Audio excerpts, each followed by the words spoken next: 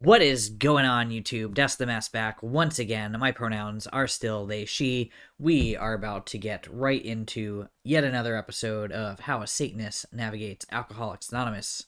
If you've been following along, you'll know that we read Working with Others last time, and on this episode, we're going to explore the fairly controversial chapter, Two Wives. Let's get right into the work. Two Wives. There's an asterisk right away. Written in 1939 when there were few women in Alcoholics Anonymous. This chapter assumes that the alcoholic in the home is likely to be the husband, but many of the suggestions given here may be adapted to help the person who lives with a woman alcoholic, whether she is still drinking or is recovering in AA. A further source of help is noted on page 121. We are going to see quite a bit of this gendered language, so let's break that down. With few exceptions, our book thus far has spoken of men, but what we have said applies quite as much to women. Our activities on behalf of women who drink are on the increase. There is every evidence that women regain their health as readily as men if they try our suggestions. But for every man who drinks, others are involved. The wife who trembles in fear of the next debauch, the mother and father who see their son wasting away. Among us are wives, relatives, and friends whose problem has been solved, as well as some who have not yet found a happy solution. We want the wives of Alcoholics Anonymous to address the wives of men who drink too much. What they say will apply to nearly everyone bound by ties of blood or affection to an alcoholic. There's a break. And then it's assumed this is where the wives come in. As wives of Alcoholics Anonymous, we would like you to feel that we understand as perhaps few can. We want to analyze mistakes we have made. We want to leave you with the feeling that no situation is too difficult and no unhappiness too great to be overcome. We have traveled a rocky road. There is no mistake about that. We have had long rendezvous with hurt, pride, frustration, self-pity, misunderstanding, and fear. These are not pleasant companions. We have been driven to maudlin sympathy, to bitter resentment. Some of us veered from extreme to extreme, ever hoping that one day our loved ones would be themselves once more. Our loyalty and the desire that our husbands hold up their heads and be like other men have begotten all sorts of predicaments. We have been unselfish and self-sacrificing. We have told innumerable lies to protect our pride and our husbands' reputations. We have prayed, we have begged, we have been patient. We have struck out viciously. We have run away. We have been hysterical. We have been terror-stricken. We have sought sympathy. We have had retaliatory love affairs with other men.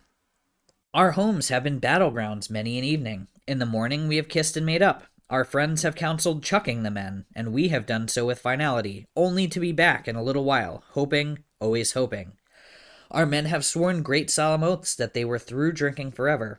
We have believed them when no one else could or would. Then, in days, weeks, or months, a fresh outburst. We seldom had friends at our homes, never knowing how or when the men of the house would appear. We could make few social engagements. We came to live almost alone. When we were invited out, our husbands sneaked so many drinks that they spoiled the occasion. If, on the other hand, they took nothing, their self-pity made them killjoys. There was never financial security. Positions were always in jeopardy or gone. An armored car could not have brought the pay envelopes home. The checking account melted like snow in June. Sometimes there were other women. How heartbreaking was this discovery. How cruel to be told they understood our men as we did not. The bill collectors, the sheriffs, the angry taxi drivers, the policemen, the bums, the pals, and even the ladies they sometimes brought home. Our husbands thought we were so inhospitable. Joy killer, nag, wet blanket. That's what they said. Next day they would be themselves again, and we would forgive and try to forget. We have tried to hold the love of our children for their father. We have told small tots that father was sick, which was much nearer the truth than we realized. They struck the children, kicked out door panels, smashed treasured crockery, and ripped the keys out of pianos. In the midst of such pandemonium, they may have rushed out, threatening to live with the other woman forever. In desperation, we have even got tight ourselves, the drunk to end all drunks. The unexpected result was that our husbands seemed to like it. Perhaps at this point we got a divorce and took the children home to father and mother. Then we were severely criticized by our husband's parents for desertion. Usually we did not leave, we stayed on and on. We finally sought employment ourselves as destitution faced us and our families. We began to ask medical advice as the sprees got closer together. The alarming physical and mental symptoms, the deepening pall of remorse, depression, and inferiority that settled down on our loved ones, these things terrified and distracted us. As animals on a treadmill, we have patiently and wearily climbed, falling back in exhaustion after each futile effort to reach solid ground. Most of us have entered the final stage with its commitment to health resorts, sanitariums, hospitals, and jails. Sometimes there was screaming delirium and insanity. Death was often near. Under these conditions, we naturally made mistakes. Some of them rose out of ignorance of alcoholism. Sometimes we sensed dimly that we were dealing with sick men. Had we fully understood the nature of the alcoholic illness, we might have behaved differently. How could men who loved their wives and children be so unthinking, so callous, so cruel? There could be no love in such persons, we thought, and just as we were being convinced of their heartlessness, they would surprise us with fresh resolves and new attentions. For a while they would be their old sweet selves, only to dash the new structure of affection to pieces once more. Asked why they commenced to drink again, they would reply with some silly excuse, or none. It was so baffling, so heartbreaking. Could we have been so mistaken in the men we married? When drinking, they were strangers. Sometimes they were so inaccessible that it seemed as though a great wall had been built around them. And even if they did not love their families, how could they be so blind about themselves? What had become of their judgment, their common sense, their willpower? Why could they not see that drink meant ruin to them? Why was it, when these dangers were pointed out, that they agreed and then got drunk again immediately? These are some of the questions which race through the mind of every woman who has an alcoholic husband. We hope this book has answered some of them. Perhaps your husband has been living in that strange world of alcoholism where everything is distorted and exaggerated. You can see that he really does love you with his better self. Of course, there is such a thing as incompatibility, but in nearly every instance, the alcoholic only seems to be unloving and inconsiderate. It is usually because he is warped and sickened that he says and does these appalling things. Today, most of our men are better husbands and fathers than ever before. Here's where things get a little bit in the weeds. Try not to condemn your alcoholic husband, no matter what he says or does. He is just another very sick, unreasonable person. Treat him, when you can, as though he had pneumonia. When he angers you, remember that he is very ill.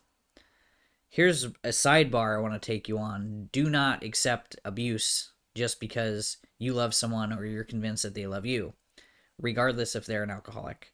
Because it's up to them to want to get recovery, and it's up to them to do the work to be a better person.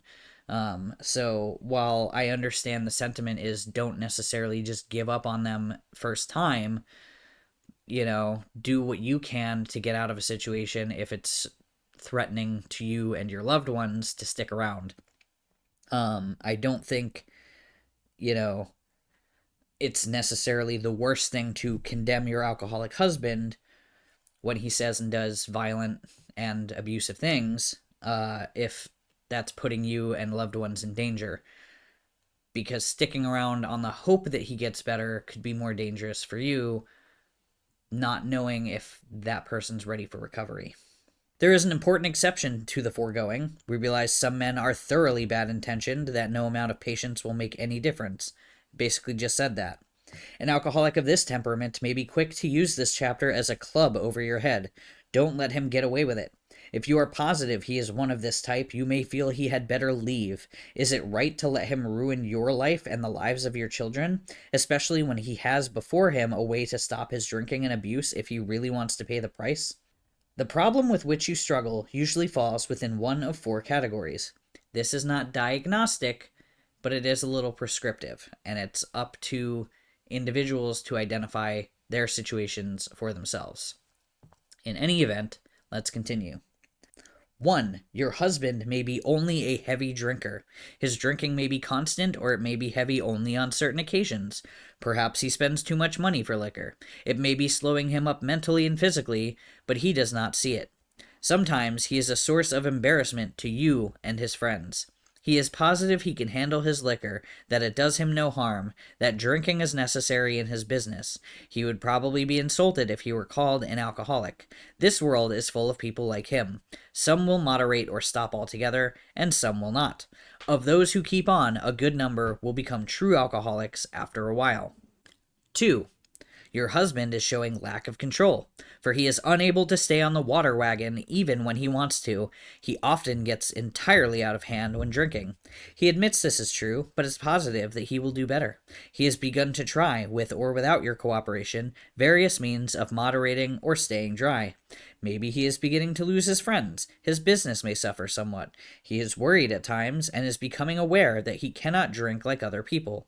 He sometimes drinks in the morning and through the day also, to hold his nervousness in check. He is remorseful after serious drinking bouts and tells you he wants to stop. But when he gets over the spree, he begins to think once more how he can drink moderately next time. We think this person is in danger. These are the earmarks of a real alcoholic. Perhaps he can still tend to business fairly well. He has by no means ruined everything. As we say among ourselves, he wants to stop. 3. This husband has gone much further than husband number 2. Though once like number 2, he became worse. His friends have slipped away, his home is a near wreck, and he cannot hold a position. Maybe the doctor has been called in, and the weary round of sanitariums and hospitals has begun. He admits he cannot drink like other people, but does not see why. He clings to the notion that he will yet find a way to do so. He may have come to the point where he desperately wants to stop, but cannot. His case presents additional questions, which we shall try to answer for you. You can be quite hopeful of a situation like this. 4. You may have a husband of whom you completely despair. He has been placed in one institution after another. He is violent or appears definitely insane when drunk. Sometimes he drinks on the way home from the hospital. Perhaps he has had delirium tremens. Doctors may shake their heads and advise you to have him committed. Maybe you have already been obliged to put him away. This picture may not be as dark as it looks. Many of our husbands were just as far gone, yet they got well. Let's now go back to husband number 1. Oddly enough, he is often difficult to deal with. He enjoys drinking. It stirs his imagination. His friends feel closer over a highball. Perhaps you enjoy drinking with him yourself when he doesn't go too far. You have passed happy evenings together, chatting and drinking before your fire. Perhaps you both like parties, which would be dull without liquor. We have enjoyed such evenings ourselves. We had a good time. We know all about liquor as a social lubricant. Some, but not all of us, think it has its advantages when reasonably used. The first principle of success is that you should never be angry. Really? Even though your husband becomes unbearable and you have to leave him temporarily, you should, if you can, go without rancor. Patience and good temper are most necessary. They say in this book, anger is the dubious luxury of normal men. If you are an alcoholic, they expect you not to be angry. And if you are the partner of an alcoholic, they expect you not to be angry with your partner. But I think that's rather unfair because it's not allowing you to feel through the situation. So be angry, but learn how to respond rather than react. And that's not easy, especially in the moment. But to say, don't get angry, just let it be, I think really underscores the severity of some of these situations. Our next thought is that you should never tell him what he must do about his drinking. If he gets the idea that you are a nag or a killjoy, your chance of accomplishing anything useful may be zero. He will use that as an excuse to drink more. He will tell you he is misunderstood. This may lead to lonely evenings for you. He may seek someone else to console him, not always another man. Be determined that your husband's drinking is not going to spoil your relations with your children or your friends. They need your companionship and your help. It is possible to have a full and useful life, though your husband continues to drink. We know women who are unafraid, even happy under these conditions. Do not set your heart on reforming your husband. You may be unable to do so, no matter how hard you try. We know these suggestions are sometimes difficult to follow, but you will save many a heartbreak if you can succeed in observing them. Your husband may come to appreciate your reasonableness and patience. This may lay the groundwork for a friendly talk about his alcoholic problem. Try to have him bring up the subject himself. Be sure you are not critical during such a discussion. Attempt instead to put yourself in his place.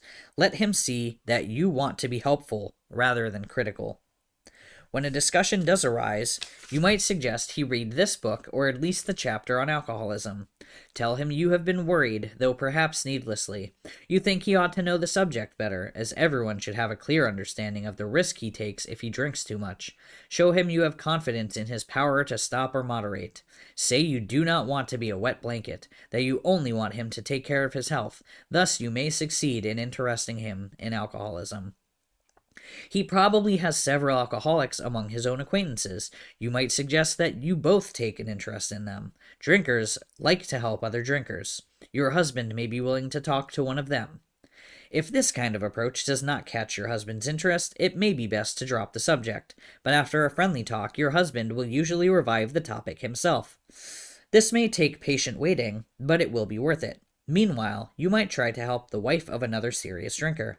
If you act upon these principles, your husband may stop or moderate. Suppose, however, that your husband fits the description of number 2. The same principles which apply to husband number 1 should be practiced, but after his next binge, ask him if he would really like to get over drinking for good. Do not ask that he do it for you or anyone else. Just, would he like to? The chances are he would. Show him your copy of this book and tell him what you have found out about alcoholism.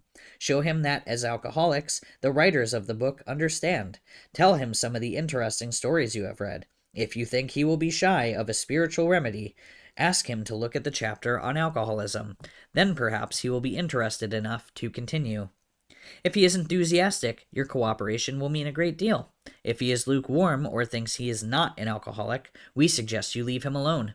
Avoid urging him to follow our program. The seed has been planted in his mind. He knows that thousands of men, much like himself, have recovered, but don't remind him of this after he has been drinking, for he may be angry. Sooner or later, you are likely to find him reading the book once more. Wait until repeated stumbling convinces him he must act, for the more you hurry him, the longer his recovery may be delayed. I actually think that is solid advice for anyone talking to another person, whether they're your partner or not, about their drinking. The point isn't to urge them to get into recovery, but to take a look at their drinking, and if they believe that it's become a problem, offer them some way of a solution.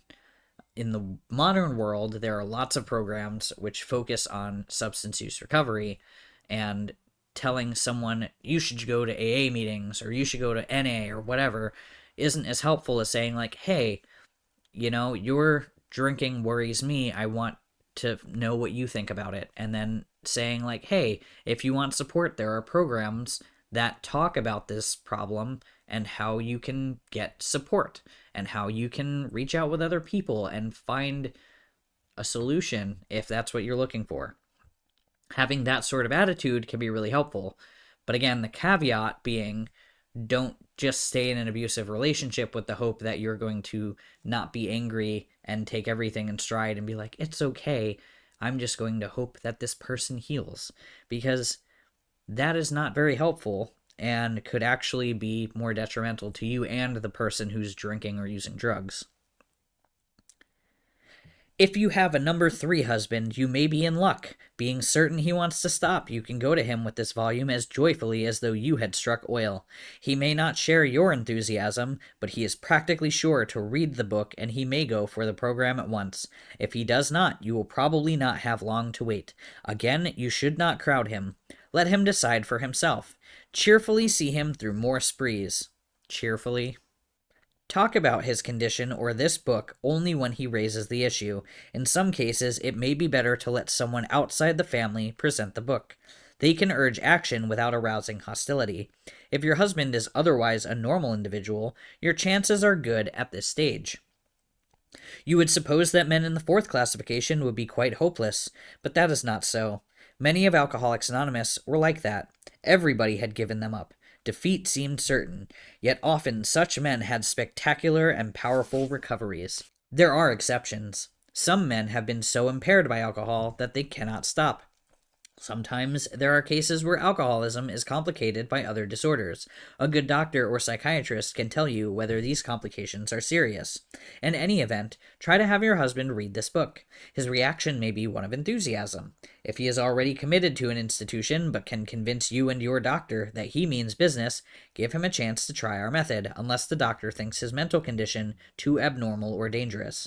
We make this recommendation with some confidence.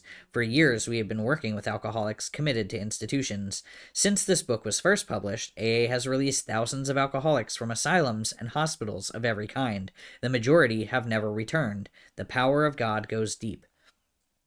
I believe, I'm pretty sure actually, that this chapter was written before H&I, Hospitals and Institutions, sect of Alcoholics Anonymous, was instated. But that's a lot of where their early work started, was going into jails, sanitariums, asylums, hospitals, and finding people who were committed and saying, like, hey, your alcoholism seems to be so bad that you're continually committed to places like this. We offer a solution. Whereas now there's a whole, like I said, subsection of Alcoholics Anonymous that focuses on journeying into hospitals and institutions to talk to people about that. I don't know a whole lot about it other than that it works with jails, mental institutions, hospitals, psych wards, etc. You need certain length of sobriety requirements to go into some of those places. The point is, they didn't have that part of the organization back then, and they do now. So I said in another video, the last one, we don't necessarily have to just walk into a hospital or a jail by ourselves and be like, I want to help other alcoholics, because meetings are everywhere. They're extremely accessible, online, offline, in person. The work is there to be done, and I don't think that, in this case, they're talking about the husband being committed and then you and a doctor being like, I think you should read the AA book. Chances are, if your husband's being committed and alcoholism is a contributing factor to whatever type of commitment that got them there, someone from AA will probably show up at some point, especially if you're in a psych ward or a jail, and say, hey, I'm from AA, this is our book. Doctors, in my experience, being in a psych ward and saying, I think I have an alcohol problem, they encouraged me to go to meetings, and then I went to meetings in person in the psych ward. So I'm just saying that things are a bit more mainstream now, and it's not, it's not like you and your doctor hopelessly holding onto this book, praying for your partner to get better. You may have the reverse situation on your hands. Perhaps you have a husband who is at large, but who should be committed. Some men cannot or will not get over alcoholism. When they become too dangerous, we think the kind thing is to lock them up, but of course a good doctor should always be consulted. The wives and children of such men suffer horribly, but not more than the men themselves. I don't think it's fair to compare scars in that way, saying my alcoholism is worse than the damage I do to others because of my alcoholism. Because I don't know if I'm that bad of an alcoholic, what actions I've done that have traumatized other people in my life, and how it's traumatized them, especially in a case of someone who's like a blackout drinker who doesn't even realize the damage they're doing because they're blacked out when they do it. So I don't think that's a fair comparison, as we understand things from a trauma-informed perspective in modern times. But sometimes you must start life anew. We know women who have done it. If such women adopt a spiritual way of life, their road will be smoother. That's an asterisk we will come back to, not one that's written in the book, here, but shows up later. Pinky. If you don't know, here's a side note. If you need to remember something, try to attach it to a pinky, right? Sometimes they say like tying a string around your finger will help you remember something. For me, a useful tool is when someone's talking or when I have a note that I need to remember, put my pinky up. And if I have a second note, I attach it to my ring finger. I don't really go more than two because then it's hard to remember the first point. But if I can make a mental note, I'm going to attach this to my pinky, then it can come up in conversation later. And then I don't have to interrupt the flow of conversation too much by going on a tangent. I can do that here in a YouTube video, but when I'm talking to someone in person and they mention something, I'll be like, hey, I just remembered something. I'm going to bring it up when you finish, or something to that effect. So if you see me doing that, that's what I'm doing. That's a pinky thought.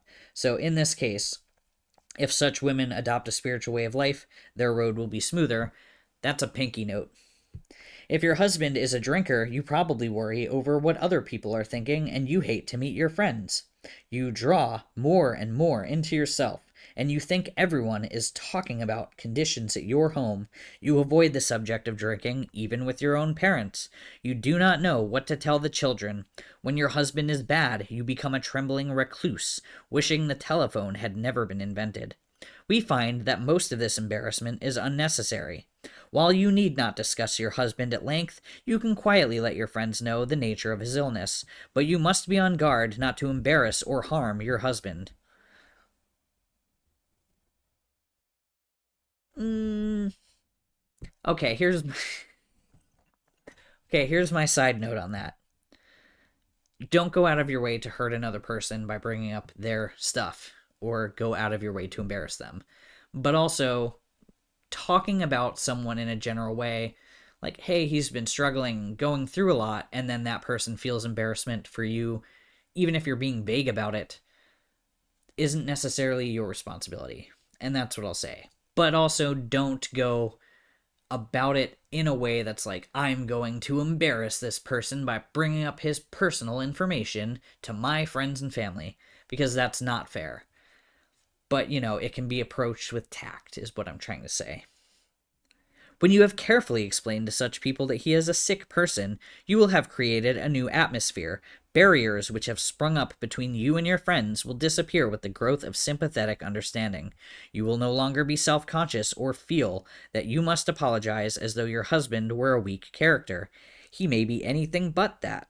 Your new courage, good nature, and lack of self-consciousness will do wonders for you socially. The same principle applies in dealing with the children. Unless they actually need protection from their father, it is best not to take sides in any argument he has with them while drinking. Use your energies to promote a better understanding all around. Then that terrible tension which grips the home of every problem drinker will be lessened. Frequently, you have felt obliged to tell your husband's employer and his friends that he was sick, when as a matter of fact he was tight. Avoid answering these inquiries as much as you can. Whenever possible, let your husband explain. Your desire to protect him should not cause you to lie to people when they have a right to know where he is and what he is doing. Discuss this with him when he is sober and in good spirits. Ask him what you should do if he places you in such a position again, but be careful not to be resentful about the last time he did so. Here's another sidebar.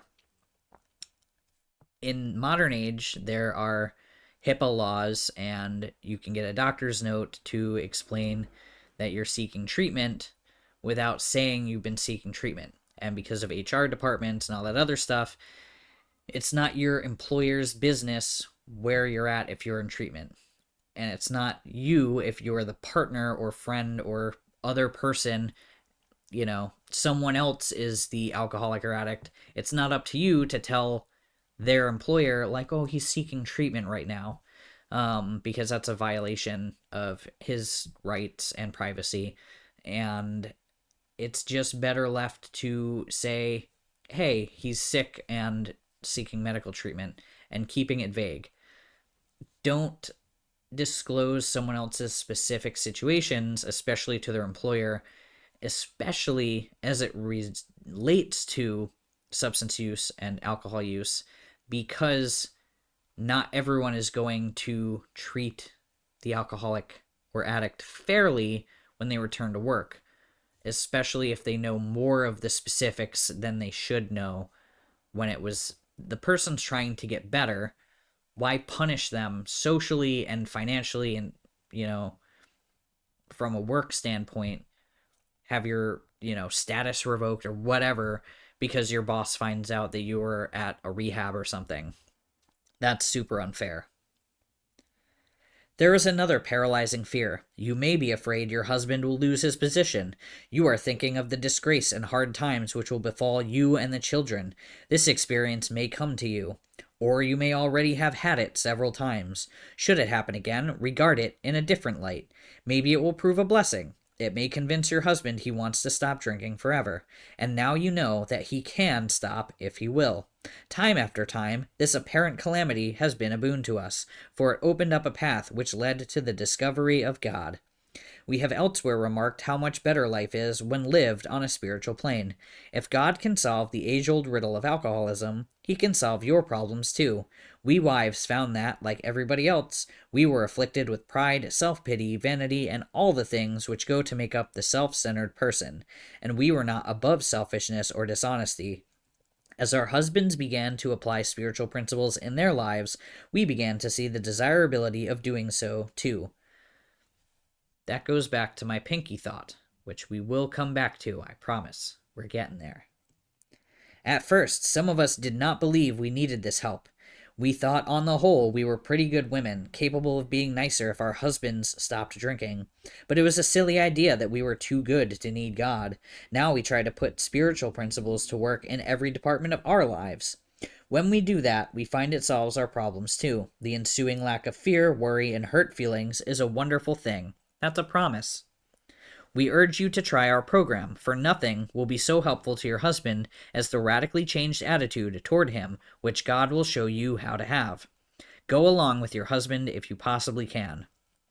If you and your husband find a solution for the pressing problem of drink, you are, of course, going to be very happy.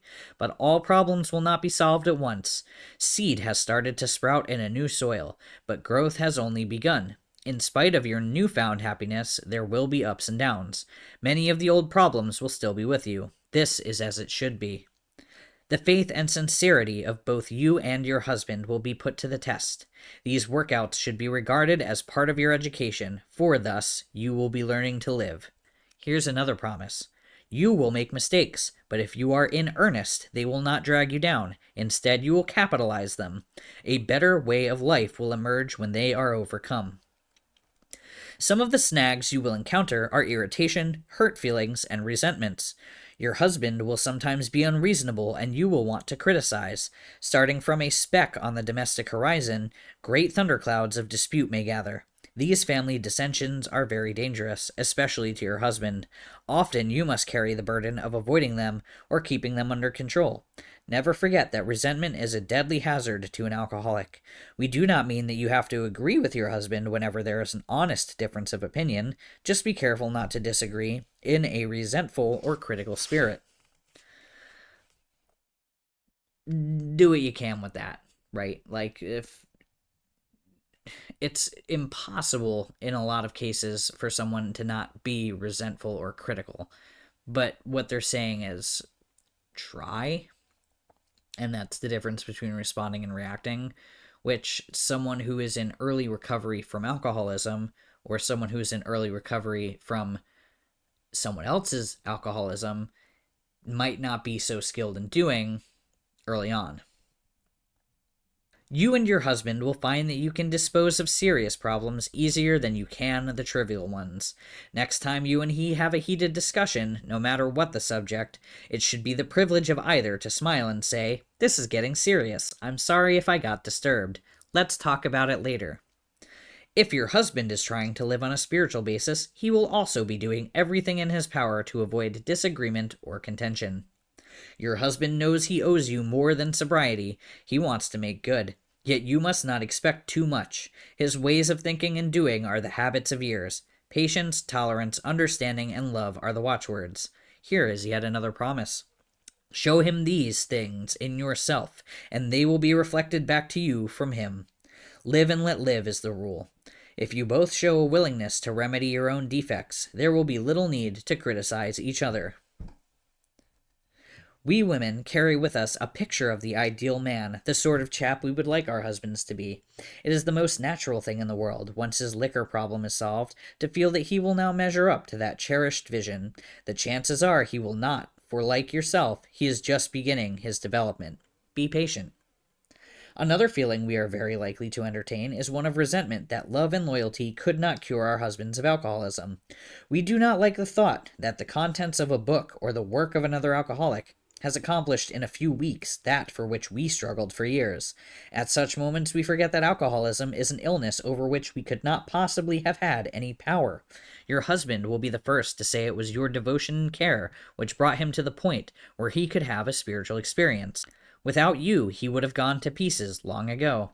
When resentful thoughts come, try to pause and count your blessings. After all, your family is reunited, alcohol is no longer a problem, and you and your husband are working together toward an undreamed-of future. Still another difficulty is that you may become jealous of the attention he bestows on other people, especially alcoholics. You have been starving for his companionship, yet he spends long hours helping other men and their families. You feel he should now be yours. The fact is that he should work with other people to maintain his own sobriety. Sometimes he will be so interested that he becomes really neglectful. Your house is filled with strangers. You may not like some of them. He gets stirred up about their troubles, but not at all about yours. It will do little good if you point that out and urge more attention for yourself. We find it a real mistake to dampen his enthusiasm for alcoholic work. You should join in his efforts as much as you possibly can. We suggest that you direct some of your thought to the wives of his new alcoholic friends. They need the counsel and love of a woman who has gone through what you have. Pinky thought. Same pinky thought.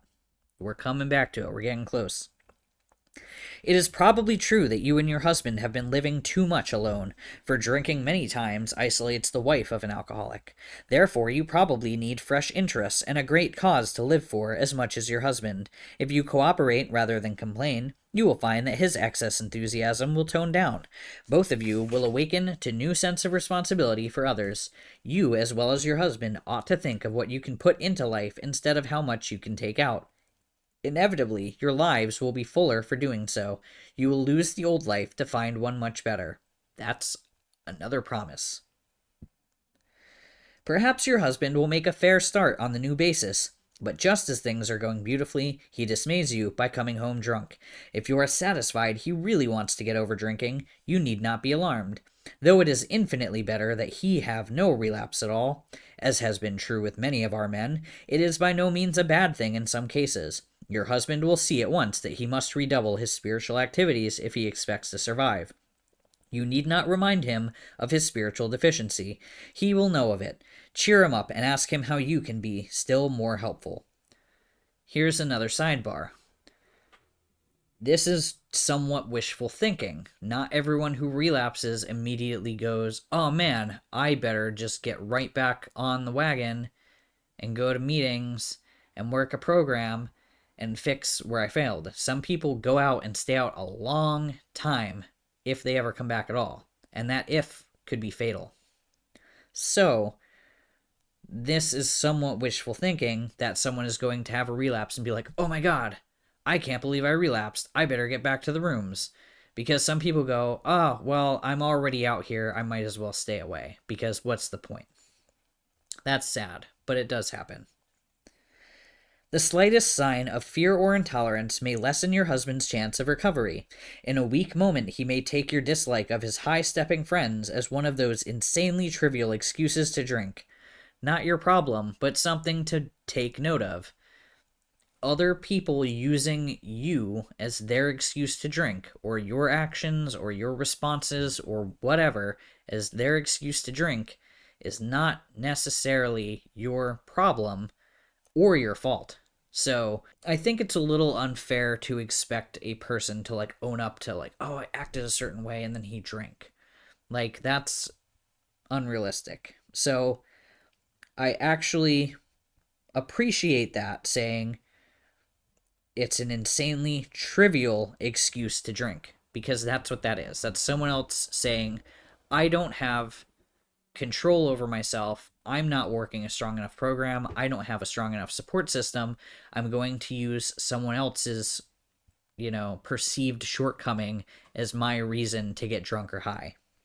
We never, never try to arrange a man's life so as to shield him from temptation. The slightest disposition on your part to guide his appointments or his affairs so he will not be tempted will be noticed. Make him feel absolutely free to come and go as he likes. This is important. If he gets drunk, don't blame yourself. I kind of just said that. God has either removed your husband's liquor problem or he has not. If not, it had better be found out right away. Then you and your husband can get right down to fundamentals. If a repetition is to be prevented, place the problem, along with everything else, in God's hands. I know I haven't been touching the God language much this chapter or in the last episode, but if you know from previous episodes, I've talked about good orderly direction, group of drunks, all that other stuff that goes with the, spiritual appendix that I constantly bring up, then you know that this is just a dead horse that I would be beating for me to constantly bring it up every time the word God is mentioned. So I'm not touching it.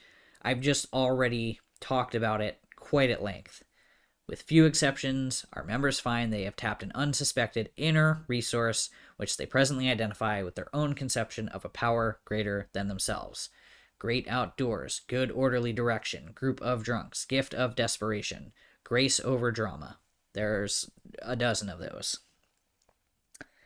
We realize that we have been giving you much direction and advice. We may have seemed to lecture. If that is so, we are sorry, for we ourselves don't always care for people who lecture us. But what we have related is based upon experience, some of it painful. We had to learn these things the hard way. That is why we are anxious that you understand and that you avoid these unnecessary difficulties. Here is the final pinky coming to fruition. The Fellowship of Al-Anon Family Groups was formed about 13 years after this chapter was written. Though it is entirely separate from Alcoholics Anonymous, it uses the general principles of the AA program as a guide for husbands, wives, relatives, friends, and others close to alcoholics.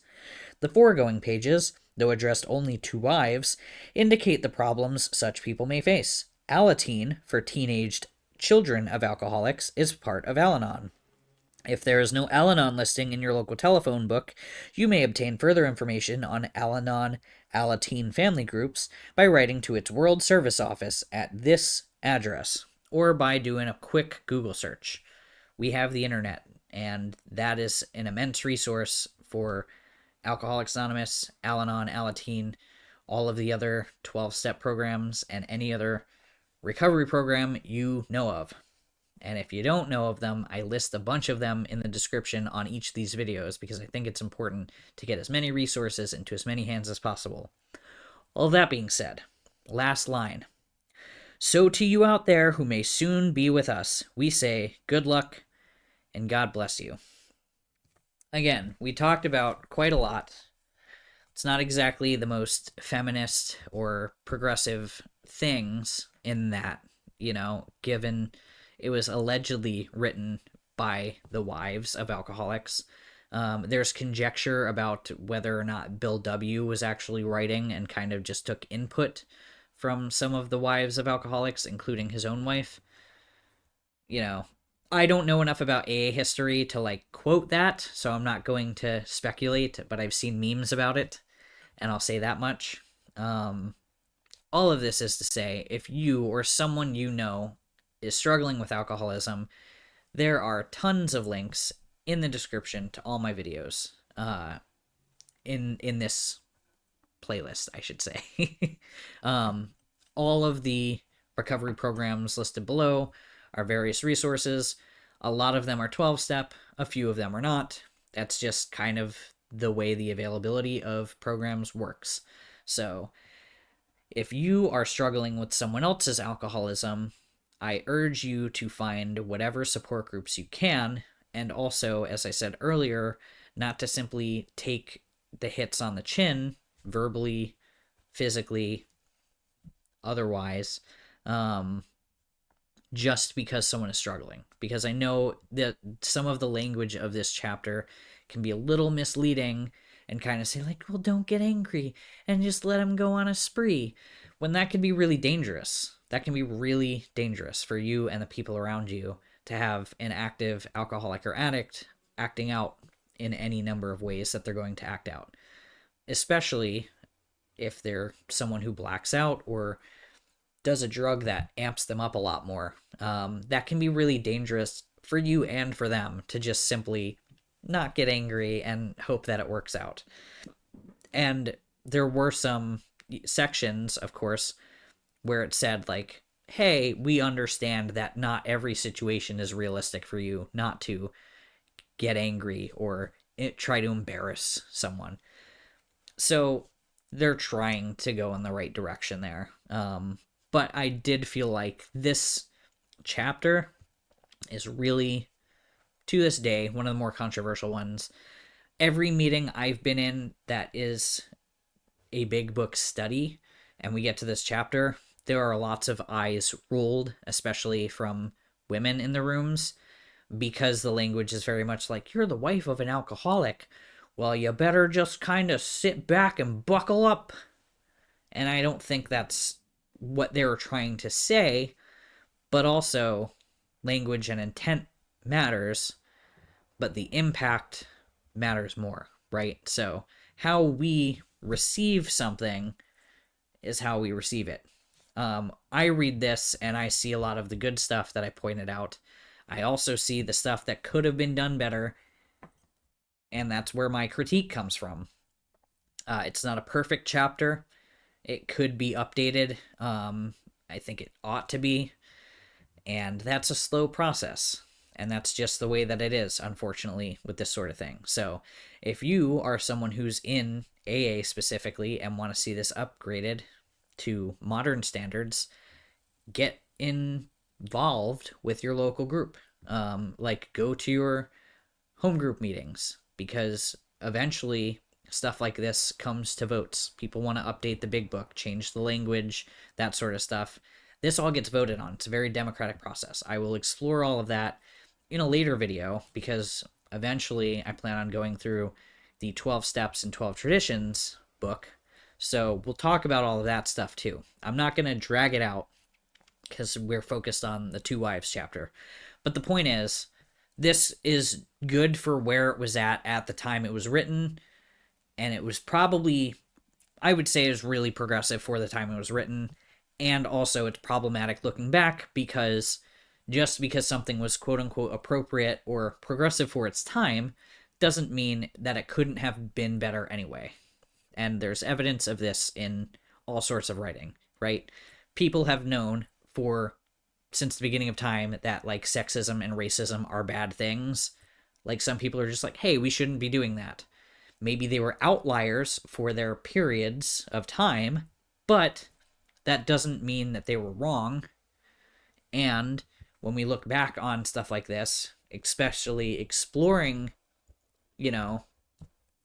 somewhat problematic media, as we do, this is what my channel is for, we're going to find examples where it's like, man, that really wasn't a good idea, or they were on the right track, but maybe, could use a course adjustment. So anyway, that's kind of all I've got to say about this. You know where all of the links are in the description. Keep coming back here. Our new upload schedule is on Mondays, so if you're seeing this on the Monday it was posted, congratulations. That's where that is going to be. And yeah, follow me on socials. Throw me a couple bucks if you feel like it, and keep coming back. We're going to do this until we're just going to keep doing it. Screw it. I'm glad that y'all are here. Hail yourselves. Take care.